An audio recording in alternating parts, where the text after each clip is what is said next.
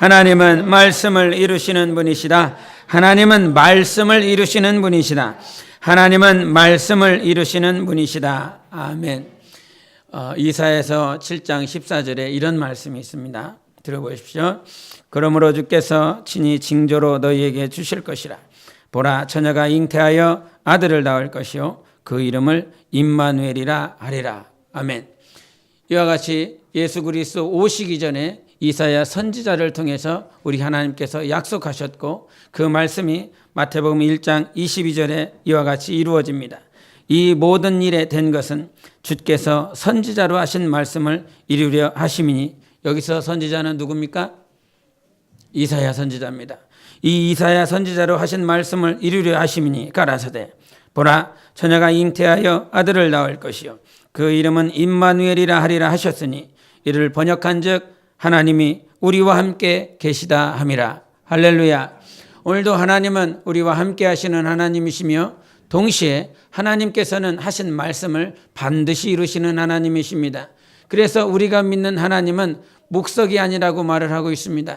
절대로 목상이나 석상으로 인하여 듣지 못하고 말하지 못하고 교제하지 못하는 그런 우상이 아니라고 말씀해 주셨어요. 하나님은 말씀하시면 그 말씀은 어느 때가 되면, 하나님의 때가 되면 반드시 이루시는 참 하나님이십니다. 우리 한번 본문 보실까요? 2장 6절의 말씀입니다. 2장 6절 시작. 거기 있을 그때에 해산할 날이 차서. 아멘. 2000년 전 우리가 예수 그리스도의 탄생에 대해서 기념하는 날이 오늘로 이렇게 정했습니다. 그래서 우리가 성탄 이렇게 감사 예배를 드리면 밖에는 흰눈이 오고 막 그 나무에는 막 눈이 쌓이고 조금은 춥고 막 그런 모습들을 상상할 수 있지만, 지금 호주와 뉴질랜드는 반바지 입고 돌아다니고 있습니다. 반바지 입으면서 성탄이다 뭐 이렇게 하고 있습니다. 주님이 언제 태어나셨는지, 주님이 몇 월 며칠에 태어나셨는지 그것은 아무도 알지 못합니다. 단지 신학자들이나 역사학자들이 고고학적으로 찾아서 이때가 되지 않을까 연구해보고 그렇게 하고 있지만, 아무도 예수님께서 몇 월 며칠에 12월 25일에 태어나셨다라고 성경에 찾아볼래야 찾아볼 수도 없습니다. 그러나 우리가 기억해야 될 건 예수께서 몇 월 며칠에 태어났다는 것을 기념하기 위해서 모인 것이 아니라, 예수 그리스도는 말씀이 육신이 되어주셨다라고 하는 것을 기념하기 위하여 이 자리에 모인 것입니다. 우리 한번 여기 읽어볼까요? 시작.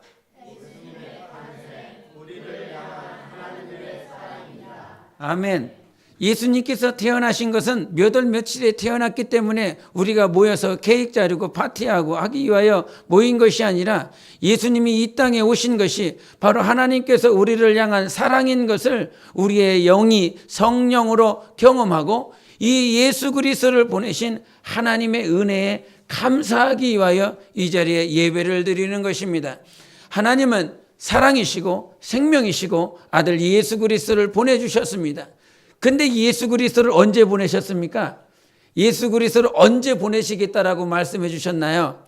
구약이나 그 어떤 선지자들을 통해서 내가 이때 몇 월 며칠에 보내겠다 이렇게 말씀하지 않았습니다. 만약에 몇 월 며칠에 보내겠다라고 그런다면 어떻게 하겠습니까? 우리가 아이를 뵌 임산부가 10달을 이렇게 뵙니다. 그래서 우리가 병원에 가면 몇 월 며칠 정도의 예정일을 이렇게 가르쳐 줍니다. 마치 예수님이 이 땅에 태어날 날을 몇 년도에 몇 월 달 아니면 며칠 정도의 초순이든 중순이든 하순이든 그쯤에 예수님이 오실 것이다 라고 말한다면 아마 목자들이요 그렇게 가만히 있지 않았을 것입니다. 헤롯이요 가만히 자기 왕궁에 있어서 태어났나 보다 동방 박사들에게 그 소식 듣지 않았을 것입니다. 찾아내서 미리 태어날 것을 알고 샅샅이 찾아서 죽이려 했을 것입니다. 그러나 예수님은 몇 월 며칠에 몇 년 뒤에 오시겠다라고 말씀하시지 않고 하나님의 때를 맞춰서 오신 것입니다. 본문의 2장 6절에도 읽었었던 것처럼 거기 있을 그때에 해산할 날이 찼다라고 하는 것은 바로 하나님의 때가 됐다라고 하는 것입니다. 하나님의 아들이 이 땅에 말씀이 육신의 모양으로 오실 날이 됐다라고 하는 거야. 여러분, 여기서 우리가 유념해야 될 건 그 때라고 하는 그 때는 하나님의 때를 말씀하고 있는 것입니다. 우리 삶의 아들 예수 그리스도를 향하여 하나님께서 그 때를 허락하심처럼 우리 삶을, 우리의 영혼을 하나님의 자녀 삼아주시고 우리를 불러 모아주셨습니다. 그래서 요한복음 1장 12절에 곧 그 이름을 믿는 자들에게는 하나님의 자녀가 되는 권세를 주셨으니라고 말씀해 주셨어요. 하나님의 자녀들을 향한, 아들 예수 그리스도를 향한 때를 하나님께서 가지고 계신 것처럼 하나님의 자녀인 우리들을 위한 하나님의 때도 있다는 사실입니다. 그래서 우리가 전도서를 보면 하나님의 때에서 자꾸 말을 해요. 이때가 있다, 일어날 때가 있다, 누울 때가 있다, 아플 때가 있다, 낫을 때가 있다. 정말로 때에 대해서 말을 합니다. 여러분은 하나님께서 내 영혼을 위한 때를 두셨다라고 하는 그 사실을 믿습니까? 그것을 믿을 때에 우리는 정말 하나님께서 일하실 것을 믿고 그 하나님께서 나의 삶 가운데 보이시고 나타내 주심을 넉넉히 경험할 수 있는 것입니다. 하나님의 때가 다다르면 여러분을 향한 하나님의 소원이, 하나님의 계획이 성취되고 이루어질 것입니다. 그 때를 위하여 오늘도 눈물 뿌리며 기도하고 있고 하나님을 신뢰하고 있는 것입니다. 여러분, 하나님의 때는 우리의 육신의 좋은 것, 육신의 풍성한 것을 위하여 때를 두시지 않습니다.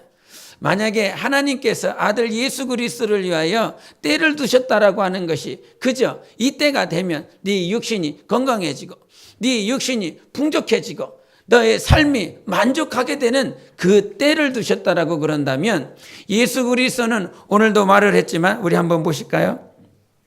저기 2장 우리 12절을 보시겠습니다. 2장 12절 2장 12절입니다. 시작. 너희가 가서 강보에 쌓여 구유에 뉘어 있는 아기를 보리니 이것이 너희에게 표적이니라 하다니. 아멘. 왜 여기서 예수 그리스도는 그와 같이 강보에 쌓여서 구유에 누워 있어야 됩니까? 말구유에 소나 먹는 그 구유에 왜 예수 그리스도가 거기 있어야 됩니까? 하나님께서 아들 예수 그리스도라면 여러분 아마 자녀들을 위해서 무슨 보험 하나 들어놓으신 분도 있고 아니면 어떤 부자들은 10개, 100개까지로도 평생 사는 동안 무슨 일만 벌어지면 보험회사에서 물질적으로 아니면 병원에서 치료받고 할 수 있는 혜택을 누릴 수 있도록 보험을 가입해 놓습니다. 하나님의 아들이 오는데 하나님 아버지는 보험 하나도 안 들어놨습니다.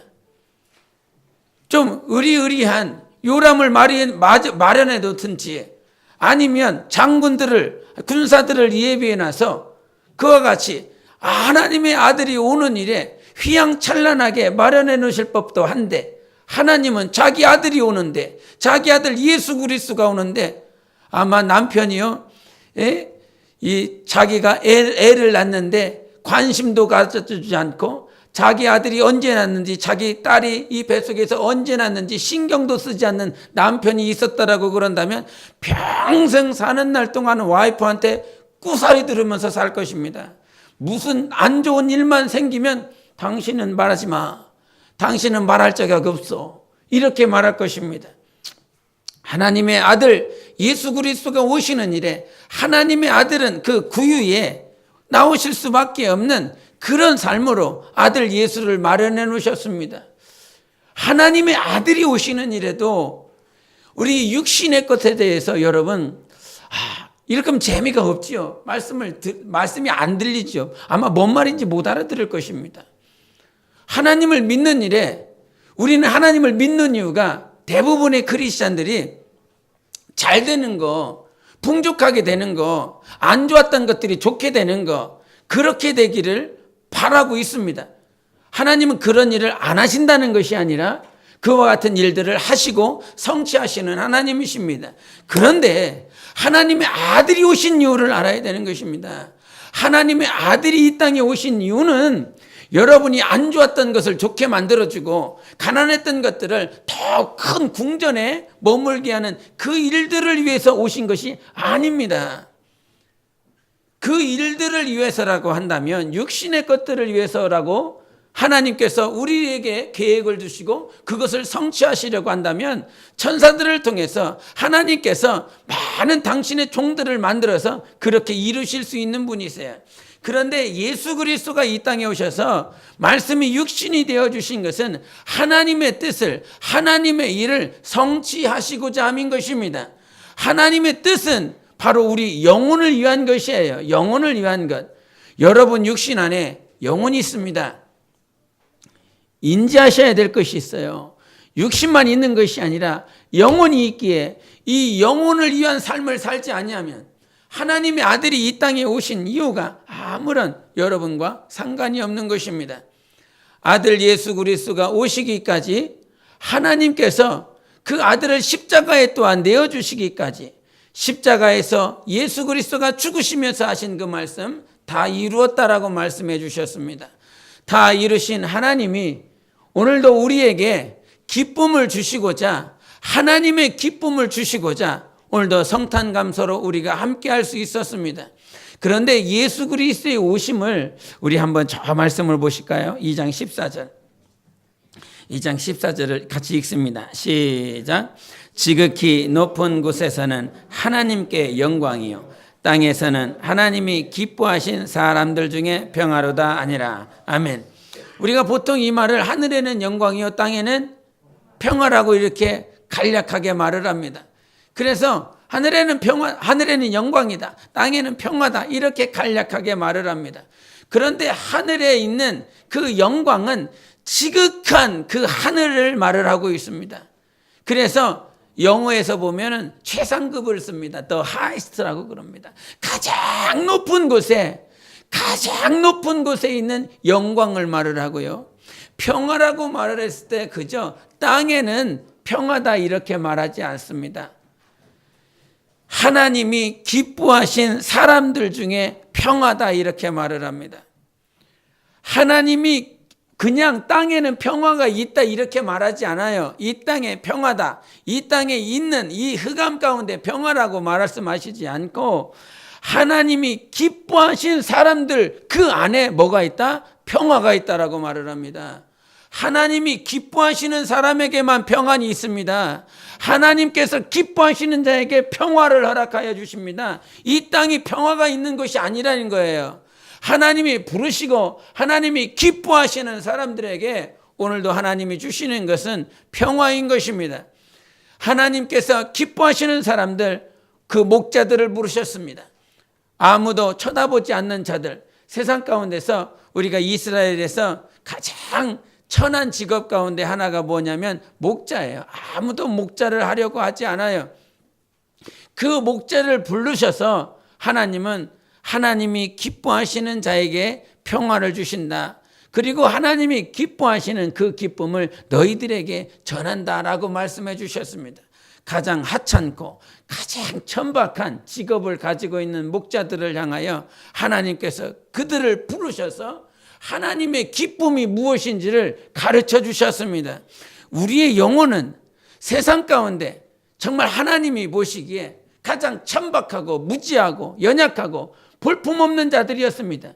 그런 자들이 하나님이 불러주셔서 하나님이 무엇을 기뻐하시는지 가르쳐 주고자 하는 것입니다. 그것이 하나님의 복인 거예요. 우리가 지금 무엇 때문에 기뻐하고 있는지, 여러분 뭐 때문에 기뻐하고 있습니까? 어제 성탄 전야였습니다. 24일이었습니다. 세상에 이게 매스컴을 보니까, 뉴스를 보니까 이 정말 가장 힘든 시간 아닙니까?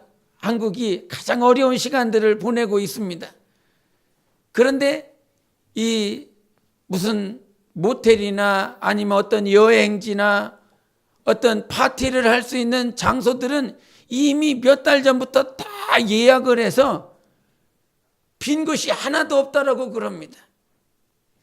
성탄이 무슨 의미인지 모르는 이들에게 그저 메리 크리스마스, 산타 그 복장을 입고 산타가 쓰는 그 모자를 쓰고 무엇인지 알지 못하는데 무엇을 위해서 기뻐해야 되는지, 무엇을 위해서 감사해야 되는지 전혀 모르지만 세상이 그런데 산타 복장 입고 메리 크리스마스래.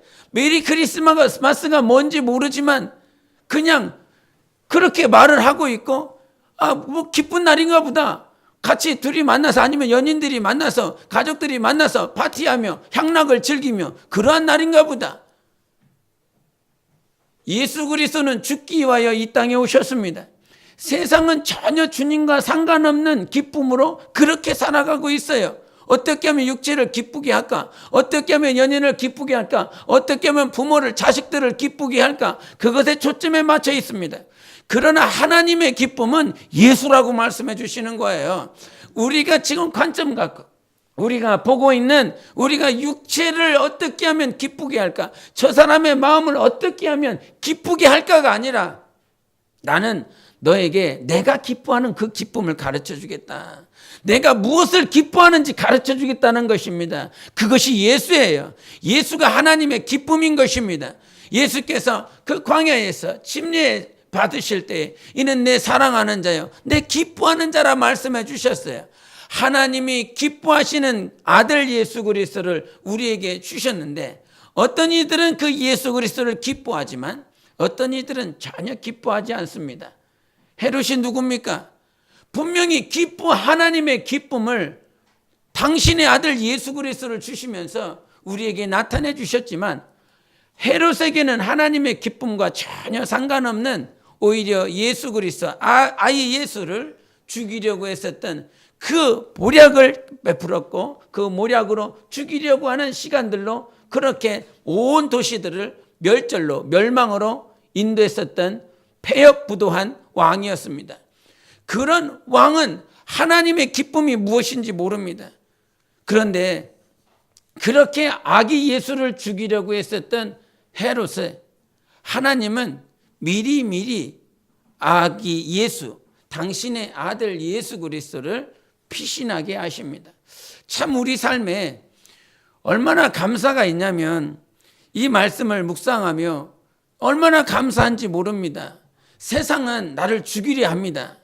세상은 나를 없애려 합니다. 마치 헤롯이 아들 예수 그리스도를 죽이려 했던 것처럼. 그런데 우리 하나님은 원수에게, 더러운 영들에게 나를 내어주시지 않고 미리 피신시켜 주시고, 미리 보호하여 주시고, 내가 피할 길들을 다 예비해 주시는 참 하나님이신 것입니다.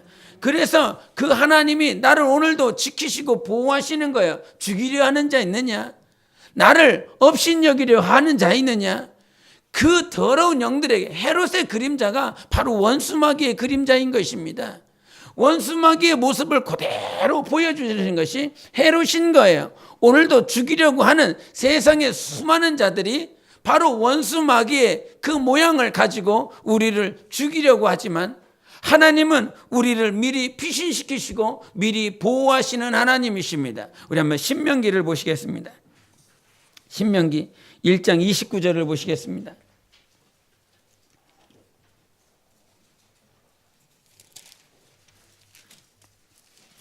신명기 1장 29절 30절을 우리 한 목소리로 읽도록 하시겠습니다. 자셨습니까? 신명기 1장 29절 30절 시작. 내가 너희에게 말하기를 그들을 무서워하지 말라, 두려워하지 말라. 너희보다 먼저 가시는 너희의 하나님 여호와께서 애굽에서 너희를 위하여 너희 목전에서 모든 일을 행하신 것 같이 이제도 너희를 위하여 싸우실 것이며. 아멘. 지금 여기서 말씀하셨습니다. 두려워하지 말라고, 무서워하지 말라고. 아마 청년들 가운데서는 직장의 문제, 그 문제로 말미암아 마음의 염려와 걱정과 근심이 참 많이 있을 것입니다. 과거보다 취업하기가 얼마나 힘든지. 과거에는 학교 가기도 쉬웠습니다. 근데 요즘 학교 가기도 어렵습니다. 학교를 졸업은 했지만 이것을 취업하기는 더더욱 어렵습니다. 그렇게 힘들고 어렵습니다. 세상은 어렵습니다. 그런데 하나님은 내 아버지십니다. 모든 삶 가운데 주장하시고 주관하시는 하나님이십니다. 그래서 무서워하지 마, 두려워하지 마. 먹고 마시는 것 때문에 두려워하지 마. 그것들은 다 이방인들이 구하는 거야. 그러나 하나님은 우리 아버지시기 때문에 너희가 무엇을 먹을까 마실까 입을까 다 다 아시는 하나님이시고 미리 다 예비해 놓으셨다라고 마태복음 6장 32절과 33절에 말씀하신 하나님이십니다. 무엇을 두려워해야 되느냐? 무엇을 두려워해야 되느냐? 하나님은 30절에도 말씀하신 것처럼 나보다 먼저 가 계셨다라고 말씀해 주셨습니다. 그런데 그 말씀을 하시며 애굽에서 행했던 것처럼, 애굽이라고 하는 그 말 자체는 어둠이에요. 보지 못한다라고 하는 것입니다. 눈이 가려져서 이스라엘 백성들이 애굽 가운데 있습니다. 어둠 가운데 있습니다. 흑암 가운데 있습니다. 이스라엘 백성들은 그 흑암 가운데, 어둠 가운데 보지 못했습니다. 이 말은 우리가 세상 가운데 이 불순종의 아들들 가운데, 아들의 아들들로 살았었던 우리, 이 흑암의 어둠 가운데 살았었던 우리는 보지 못했어요. 영안이 열리지도 않았고 영감이 있지도 않았고 하나님의 말씀을 들을 수도 없었던 앞뒤가 다 꽉 막힌 그러한 자들이었습니다. 그런데 30절에 하신 말씀이 무엇이냐면, 다시 한번 읽을까요? 30절 시작.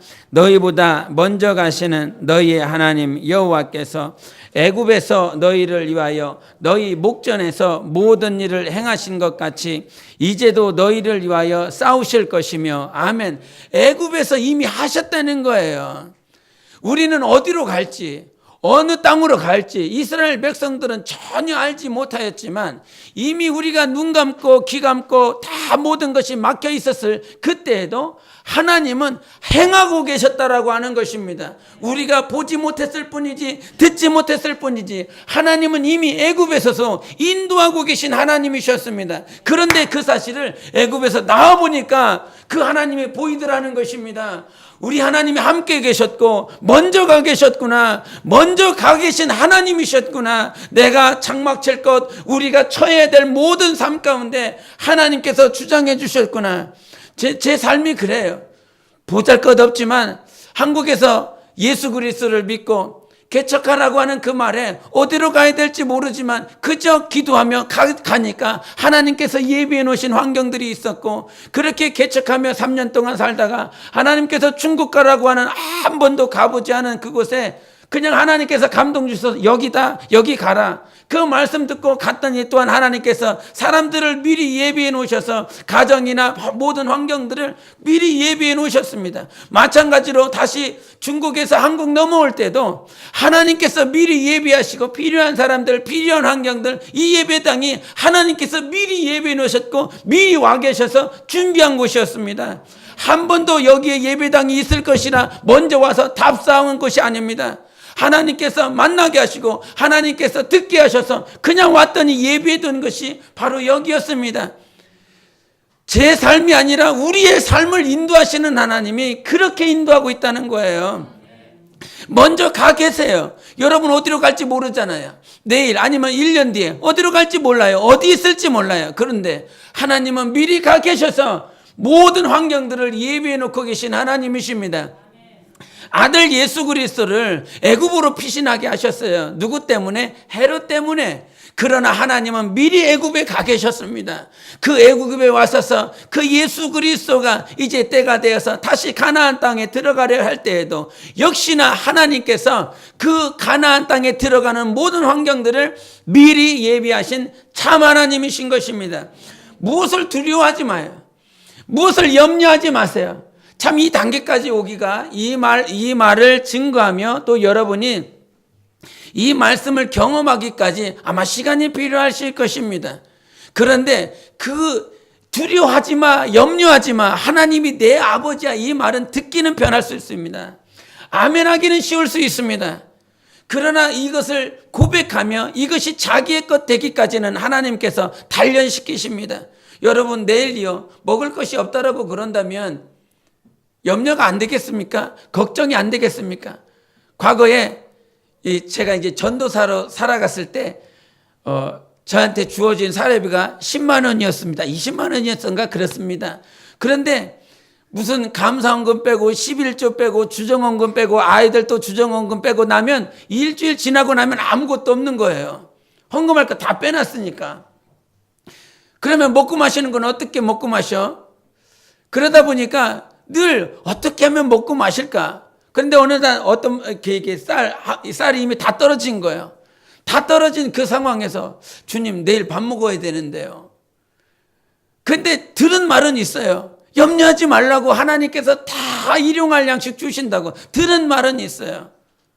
그런데 그 말과 내일 먹을 양식에 대한 염려와 말씀이 있고 염려가 있는 그 상황 가운데 충돌이 돼요. 그런데 졌어요. 그래서 카드를 가지고 그 마트에 가서 긁어서 이 쌀을 가지고 왔습니다. 쌀을 가지고 와서 내리자마자 어떤 집사님이 오셔서 전도사님 기도했더니 전도사님 쌀이 없는 것 같아. 그러면서 20kg짜리 쌀 부대를 하나를 가져오면서 가서 먹으라고 그러더라고요. 제가 어처했습니다. 하나님은요 살아계십니다. 여러분이 또한 하나님이 살아계신 그것을 드러내는 일에 통로가 되십시오. 하나님이 살아계심은 하나님께서 이렇게 드러내시기도 하시지만 누군가를 통해서 쓰시기도 하십니다. 과거의 구약의 수많은 선지자들, 왕들, 그들을 통해서 하나님께서 사용하시고 현현해 주신 많은 사건들이 있습니다. 그것을 보면서 그 이후에는 실수 안 했겠습니까? 실수했습니다. 그런데 그와 같은 실수를 통해서, 단련을 통해서 하나님이 내 영혼을 단련하시는 과정을 통해서 염려하지 마라. 두려워하지 말라. 너희 하나님이 우리 아버지다라고 하는 그 고백을 이루기까지 그 말씀을 내 생활 가운데 정말 이젠 잊어버리지 않고 마음의 심령에 각인할 수 있을 때까지 주님께서 훈련시켜 주셨습니다. 우리가 들은 말씀은 쉬울 수 있지만 그 말씀을 이루기까지 단련하시는 하나님 앞에서는 불평도 하고 불만도 합니다. 그러나 그 과정을 통해서 하나님께서 여러분 영혼을 성장시키십니다. 할렐루야. 성숙시키십니다. 그래서 세상 가운데 염려하지 않고 그 누구도 두려워하지 않고 그렇게 살아갈 수 있는 거예요. 시편 한번 보시겠습니다. 시편 56편을 보시겠습니다.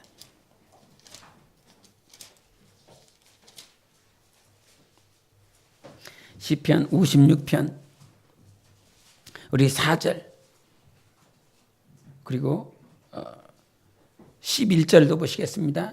시편 56편 4절과 11절을 함께 읽겠습니다. 시작. 내가 하나님을 의지하고 그 말씀을 찬송하올지라. 내가 하나님을 의지하였은즉 두려워하지 아니하리니 혈육을 가진 사람이 내게 어찌하리이까. 11절. 내가 하나님을 의지하였은즉 두려워하지 아니하리니 사람이 내게 어찌하리이까. 아멘. 사람은 우리에게 어찌할 수가 없어요. 내가 누구를 의지하면? 하나님을 의지하면. 하나님은 태산보다 크신 하나님이십니다. 하나님은 만물 위에 계시는 하나님이십니다. 당신의 상사가, 당신의 그 어떤 누군가를 섬기고 있는 주인이 여러분을 어떻게 하지 못합니다. 하나님이 내 아버지시기 때문에 내가 하나님을 의지하는데 내가 누구를 두려워하겠느냐. 오늘 4절과 11절에 말씀해 주셨어요. 하나님을 의지하면, 하나님을 신뢰하면 내가 사람을 두렵게 하지 않습니다. 하나님이 나를 만나주시고 하나님이 나를 강하게 담대하게 만들어주시기 때문인 거예요. 여러분 입술로는 내가 저 상사보다, 내 사장보다, 내가 지금 따르고 있고 내가 지금 월급 받고 있는 저 사장보다 하나님은 크시다라고 이렇게 고백은 하고 있지만, 그렇게 믿어보려고 하지만 그것이 잘 되지 않는 것이 현실 아닙니까? 여러분 잠언이나 전도서를 통해서 날마다 느끼는 것이 있습니다. 하나님은 나에게 말씀하셔. 이 말씀 가지고 살라고, 이 말씀 가지고 항상 이기라고. 그런데 항상 지지 않습니까? 안 그렇습니까? 항상 지지 않습니까? 그러면서 365일을 들으며 52주 주일 예배를 통해서 말씀을 들으며 한 주간을 내가 그 말씀대로 이겼었던 순간들이 과연 몇 주나 됩니까? 갑자기 오늘 때리는 주일로 갑자기 바뀌었는데, 주님이 나를 사랑하셔서 하시는 음성으로 들어보시기를 바랍니다. 정말 내가 하나님께 들은 그 말씀을 한 주간 살면서, 아니면 52주를 살면서 내가 언제 이겨봤나? 저도 그래요. 이겨버리라고, 이렇게 해버리라고 그렇게 막 몸부림쳐 봅니다. 그러나 나의 몸부림과 상관없이 내가 이렇게 해버리라라고 하는 그 몸부림을 치면 칠수록 이상하리만치 원수가 더 공격합니다. 예? 우리 집사님이 이런 간증하시더라고요. 우리 현섭이가 이게 귀가 아팠는데 하나님께서 치유하신 것, 하나님께서 이렇게 고쳐주신 것을 간증하고 나면 꼭 원수가 와서 치더라고. 하나님께서 고쳐주셨습니다 이렇게 간증하고 고백하면 원수가 와서 그 순간에 그 시에 더 아프게 하는, 그러니까 오히려 그 시간이 되니까 그것을 경험하니까 간증을 할 만한 담력이 생기지 않는 그런 모습, 아마 저도 경험한 모습이라, 하나님께서 감기를 고쳐주셨습니다, 하나님께서 그걸 고쳐주십니다 그러면 그 다음날 다시 해롱해롱 다시 콧물 흘려. 그것이 감기, 그냥 세상적으로 보기에 그냥 감기와 같은 그런 질병이면 상관이 없는데 막 복통이 있고 막 배변을 제대로 보지 못하고 하는 그런 상황 가운데서 기도해서 나서 주셨더니, 그래서 간증했더니 그 다음날 더 아픈 거야. 야, 내가 간증해서 아픈 건가? 속은 거죠. 내가 간증해서 그런 것이 아니라 이것을 선포하지 못하게 만듭니다. 세상 가운데 하나님 살아계시고 하나님이 우리와 함께 하십니다라고 하는 그 고백을 못하게 만드는 것이 원수들이다 이 말이에요. 하나님을 더 선포하십시오. 하나님을 더 찬양하십시오. 사람보다 크신 이가 우리 하나님이시고 만물보다 크신 이가 우리 하나님이십니다. 그런데 그렇게 고백하고 나면 아파. 한 번 해서 아파서 이렇게 한 번 하고 나면 그래 그나마 감사하다. 근데 두 번째 했더니 또 아프네. 세 번째 할 때가 되면 어떻게 담대하게 하나님이 하셨습니다 이렇게 될 것 같습니까? 하나님께서 고쳐주셨습니다 이렇게 선포가 될 것 같습니까? 이거 하고 나면 또 아프하지 않을까? 내가 이렇게 고백하고 나면, 내가 이렇게 간증하고 나면 원수가 더 이 아이를 아프게 하지 않을까? 염려가 되지 않겠습니까? 그러나 우리 하나님은 7번 넘어져도 8번 일어나게 하시는 하나님이세요. 내 영혼의 삼겹줄을 만드시는 하나님이십니다. 절대 끊어내지 못하는, 원수가 절대로 끊어낼 수 없는 삼겹줄과 같은 믿음으로 우리의 영혼을 세우시는 하나님이십니다. 그래서 어느 삶 가운데 정말 우리가 인지하고 믿음으로 승리해야 될 것은 아들 예수 그리스도를 헤롯이 죽이려고 했으나 우리 하나님은 미리 피난시키셨습니다. 모든 환난 가운데 고통 가운데 하나님은 미리 알기시고 피신시키시고 승리하게 하셨어요. 노아 시대 때에도 많은 악한 자들이 그렇게 멸망의 길로 가고 있었을 때 하나님은 미리 노아를 피신시키셨습니다. 소돔과 고모라 땅을 멸망시키려 하실 때 하나님은 그 롯의 가정을 미리 피신시키셨습니다. 마지막 환난 때에, 마지막 환난 그 핍박에 대해서 세상은 막 겁주고 있습니다. 야, 666이 있다, 무슨 베리칩을 맞지 말라, 막 그와 같은 세상에 수많은 안 좋은 소식들이 있습니다. 환난 때가 있을 것이다 그렇게 말을 합니다. 그러나 하나님은 하나님이 기뻐하시는 자들을 미리 예비해 놓으시고 구별시켜 놨습니다. 환난의 소식들에, 이와 같은 환난의 소식들이 있을 것이다라고 하는 것 때문에 염려하는 것이 아니라 그 환난보다 크신 하나님이 우리를 미리 구별하시고 예비해 놓으시고 모든 삶 가운데 이길 수 있도록 축복하신 하나님이십니다. 환난을 두려워하는 것이 아니라 오늘도 환난보다 더 못하신 그렇게 하나님을 보는 여러분의 안목을 지금 하나님 앞에 회개해야 되는 것입니다. 하나님은 처음부터 끝까지 우리 삶을 인도하실 수 있는 참 하나님이세요. 그래서 모든 삶 가운데 미리 예비해 놓으신 하나님이십니다. 성경에 보면요, 이런 사건이 있습니다. 아람과 이스라엘이 전쟁하려 그럽니다. 그래서 아람 왕이 미리 군대를 조직하여 이스라엘을 침탈하기 위해서 기습합니다. 그래서 기습 군대를 미리 보냈어요. 저기에 가서 방벽을 하고 승리하라, 이기라 기습 군대를 보냈더니 군대를 보낸 그 자리에 이미 이스라엘 군대가 다 진을 치고 있어서 어떻게 할 방법이 없어서 다시 도망오는 아람 군대의 모습이 있습니다. 어떻게 이런 일이 벌어졌지? 그래서 다시 아람 왕이 다시 부대를 보냅니다. 기습적으로 보냈더니 또 그 기습적으로 보낸 그 장소에 이스라엘 군대가 미리 진을 치고 있었습니다. 세 번째, 여러 번 그와 같이 했는데 동일하게 이스라엘 군대가 가는 곳곳마다 진을 쳐놓고 있었습니다. 그랬더니 아람 왕이 화가 났어요.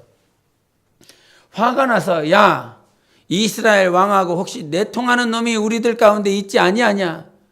그랬더니 그 아람 왕 신하 가운데 하나가 아람 왕에게 와서, 그것이 아니라, 우리에게 내통하는 자가 있어서 그런 것이 아니라 이스라엘에게는 하나님의 선지자가 있어서 그 선지자가 미리 이스라엘 왕에게 우리가 침투할 것, 우리가 기습 부대를 보낼 것을 다 미리 알고 진을 치게 합니다. 이스라엘의 선지자가 그와 같이 왕에게 진언을 하여 그렇게 일을 하고 있습니다. 근데도 불구하고 그 말을 듣고 이 엘리사인데 그 엘리사 선지자를 잡기 위해서 부대를 또 보냅니다. 그 이스라엘 선지자를 잡기 위해서. 그래서 도단에 있었던 엘리사 선지자를 잡으려고 했을 때 그 엘리사가 하나님 앞에, 하나님, 저들의 눈을 가려주세요. 침투하려고 했었던 그 모든 군대가 눈이 가려졌습니다. 그래서 그 엘리사가 눈 감긴 모든 군대를 다 사마리아 그 있었던 이스라엘 왕에게 다 그들을 데리고 갑니다. 이젠 적군의 수도 가운데 그 왕궁에 아람 군대가 와 있는 거예요. 그때 엘리사가 이제 기도합니다. 저들의 눈을 떠주세요. 근데 그 기습 부대가 자기는 어딘지 모르게 와 있지만 사마리아 가장 그 군대, 적군 가장 중심에 와 있는 거예요. 그들을 보면서 이스라엘 왕이 저들을 죽일까 말까 선지자에게 물어봅니다. 그 선지자는 아닙니다. 죽이지 마세요. 우리가 칼과 창으로 얻은 포로가 아니지 않습니까? 저들을 잔뜩 먹이고 보내주세요. 그래서 결국은 그 부대가 그 진영에서 먹고 마시고 배부르게 먹고 난 다음에 돌아갔습니다. 돌아가서는 다시는 이스라엘을 침략하지 않았다라고 하는 성경의 말씀이 열왕기 하에 나옵니다. 무슨 말을 하고 있느냐? 하나님은 우리를 보호하시고 지키시는 하나님이십니다. 세상은 죽이고 세상은 어떻게 하면 침략하여 우리를 무너뜨리려고 하지만 하나님이 미리 아신다 이 말이에요. 미리 보내신다 이 말이에요. 이스라엘 선지자를 미리 보내신다라고 하는 것입니다. 하나님께서 여러분의 윗직분자를 통해서 아니면 목사를 통해서 아니면 여러분의 삶을 통해서 누군가를 통해서 말씀하고 있다면 오늘도 하나님께서 여러분을 지키시고자 하시는 하나님을 경험하고자 하는 것입니다. 이스라엘 선지자가 무엇입니까? 바로 예수 그리스도이십니다. 성령님이십니다. 예수 그리스도는 선지자이시며 왕이시며 모든 주권을 허락하시고 모든 일들을 이루신 참 하나님이십니다. 그래서 선지자가 와서 미리 가르쳐줬던 것처럼 우리 삶의 주인이신 예수 그리스도 또한 성령님은 우리를 미리 가르쳐 주시고 인도하셔서 모든 보호하는 길로 삶의 길 가운데 못 지키시는 길로 인도하시는 참 하나님이십니다. 내가 어디로 갈까 무엇을 할까가 염려하는 것이 아니라 오늘도 하나님께서 보내신 그 선지자를 통하여 아니면 내 삶에 말씀하시는 그 하나님의 음성을 듣지 못하는 것 때문에 여러분이 실패하고 절망하고 낭망하고 있는 것입니다. 지금 하나님은 미리 가 계십니다. 미리 가 계셔서 여러분 삶을 주장하시고 인도하시는 참 하나님이세요. 그래서 우리가 날마다 이겨야 될 건 하나님은 미리 가 계시고 사람보다 더 크신 하나님을 우리에게 보이시고 나타내 주신 하나님이시기에 정말 세상의 법 가운데 세상이 주관하는 그 법 가운데 거하지 말고 하나님의 은혜 가운데 거하십시오. 하나님의 은혜 가운데. 오늘 성경 말씀에 오늘 새벽에 이런 말씀을 읽었습니다. 우리 한번 로마서 6장을 보시겠습니다. 로마서 6장 14절을 보시겠습니다.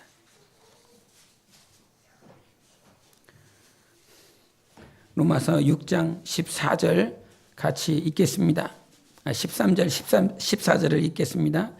시작. 또한 너희 지체를 불의의 무기로 죄에게 내주지 말고 오직 너희 자신을 죽은 자 가운데서 다시 살아난 자 같이 하나님께 드리며 너희 지체를 의의 무기로 하나님께 죄가 너희를 주장하지 못하리니 이는 너희가 법 아래 있지 아니하고 은혜 아래에 있음이라. 아멘. 말씀하신 이 말씀을 보면서 여러분은 아마 여러분 삶 가운데 자기만의 법을 만들어 놓고 살아갈 것입니다. 특별히 신앙생활하는 사람들 가운데서는 자기만의 법이 있어요. 이번 한 주간에는 내가 이렇게 기도하리라. 내가 이번 한 주간에는 내가 새벽을 깨우리라. 내가 이번 한 주간에는 그 모임에는 꼭 참석을 해야지. 내가 이번 한 주간에는 전도하는 일들은 내가 꼭 충성을 해야지. 자기만의 법을 만들어 놓습니다. 그러나 그 법을 지킬 수 있는 자가 아닙니다. 지킬 수 있는 힘과 능이 없는 사람들입니다. 특별히 신앙생활을 하다 보면 이 크리스찬들이, 특별히 청년들이 상담할 때 그 상담하는 문제들 가운데 뭐냐면 자기가 모태신앙이라는 거야. 자기가 어릴 적부터 내가 신앙생활을 했는데 이 청년의 때가 되었을 때 이 음란물 때문에, 정욕적인 문제들 때문에 내가 어떻게 해야 될지를 모르겠다고. 이거 자꾸 봐야 되나 보지 말아야 되나, 보면 더 자기를 자책하게 되고 절제해야지라고 하는 그 절제해야지라고 하는 그것 때문에 자기를 더욱더 속박하는 그 문제 때문에 내가 너무너무 힘들다고. 어떻게 해야 되냐고. 우리는요 그 법 아래서 헤어나올 수 없는 자들이에요. 내가 절제해야 되겠다, 내가 보지 말아야 되겠다, 그런 소리 듣지 말아야 되겠다, 그래서 내가 이렇게 해야 되겠다, 이렇게 해야 되겠다 해서 여러분이 그 법을 지킬 수 있는 그런 모양이 하나도 없어요. 절제해봐야 되겠다. 아니요. 절제해봐야 되겠다라고 하는 그것 때문에 당신이 속박되는 거예요. 내가 보지 말아야 되겠다라고 하는 그것 때문에 당신이 속박될 거예요. 내가 듣지 말아야 될 것 때문에 당신이 자유함이 하나도 없을 거예요. 그렇게 기도하지 마세요. 스스로 자기의 율법을 만들지 마세요. 당신은 할 수 없는 존재인 거예요. 오히려 하나님 앞에 그렇게 기도하세요. 하나님을 더 알고 싶습니다. 하나님을 더 만나고 싶습니다. 하나님과 더 친밀한 사귐을 갖고 싶습니다. 내가 절제해야지 해서 되는 것이 아니라 하나님을 더 만나려고 할 때, 하나님을 더 가까이 하려고 할 때에 그러한 세상의 율법과 세상에 속박하는 그 정욕과 음란과 부정한 것들이 어느 순간 멀리 물러져 나가 있을 것입니다. 그렇게 그래서 여기서 말씀하시는 것처럼 우리는 법 안에 있지 않아요. 율법 아래 있지 않아. 이거 해야 되겠다, 이거 하지 말아야 되겠다, 그 가운데 있는 것이 아니라 하나님의 은혜 안에 있다고요. 모든 것을 용서하시는 하나님, 값없이 용서하시고 값없이 사랑해 주시고 값없이 아들 예수 그리스도를 보내주셔서 은혜 가운데 살 수 있도록 축복하신 하나님이신 것입니다. 자기 스스로 율법을 만들지 말고 오늘도 하나님 앞에 기도하고 정말 몸부림쳐야 될 건 하나님 알고 싶습니다. 하나님 알게 도와주세요. 하나님 경험하게 도와주세요. 어떻게 하면 주님을 더 친밀하게 사귈 수 있겠습니까? 어떻게 하면 내가 무릎 꿇었을 때 주님이 나를 터치해 주시는 그 감동과 그 감격을 경험할 수 있겠습니까? 이와 같은 고백과 이와 같은 기도를 하나님 앞에 드릴 때 여러분은 율법 가운데 거하지 않고 하나님의 은혜 가운데 거할 수 있는 영혼의 삶을 살아갈 수 있는 것입니다. 내가 무엇을 해야지 해서 할 수 있는 것이 아니라 하나님께서 생명을 부어 넣어 주셔야, 하나님의 은혜를 경험하게 해야 그 일들을, 내가 하고자 하는 일들을 하나님께서 하게 해 주시는 것입니다.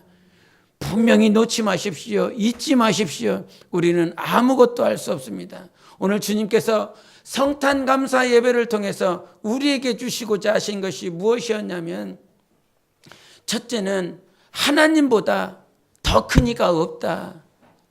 오직 하나님을 가장 크게 보라.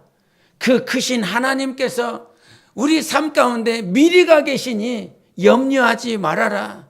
또한 우리 하나님께서 주신 것은 정말로 절대로 법 아래, 율법 아래 거할 수 있는 우리가 율법을 통해서 자유를 누릴 수 없다. 무엇인가 할 수 있는 것이 아니다. 하나님 앞에 기도할 건 하나님 내게 은혜 주세요. 내가 이렇게 안 해보겠다고, 아니면 또 이렇게 해보겠다고 결단하거나 다짐하거나, 여러분의 다짐이, 여러분의 결단이 여러분을 인도할 수 없습니다. 하나님이 인도하시기에 오늘도 하나님께 기도할 건 하나님 알게 해달라고, 하나님을 친밀히 사귈 수 있게 해달라고, 하나님께 어떻게 하면 더 가까이 나아갈 수 있겠습니까? 그와 같은 간절한 소망이, 간절한 갈망이 있는 여러분의 영적 상태가 되시기를 예수 이름으로 축원합니다. 우리가 함께 찬양하기 원하는데, 오늘 찬양할 때 내가 걷는 이 길이 혹 굽어도는 수가 있어도, 내 심장이 울렁이고 가슴 아파도 내 마음속으로 여전히 기뻐하는 까닭은 하나님은 실수하지 않으심일세. 이와 같은 찬양하기 원합니다. 찬양하면서 실수가 없으신 하나님을 기대하십시오. 실수가 없으신 완전한 인도하심으로 내 영혼을 사랑하시는 그 하나님을 기대하며 우리 함께 찬양하도록 하시겠습니다.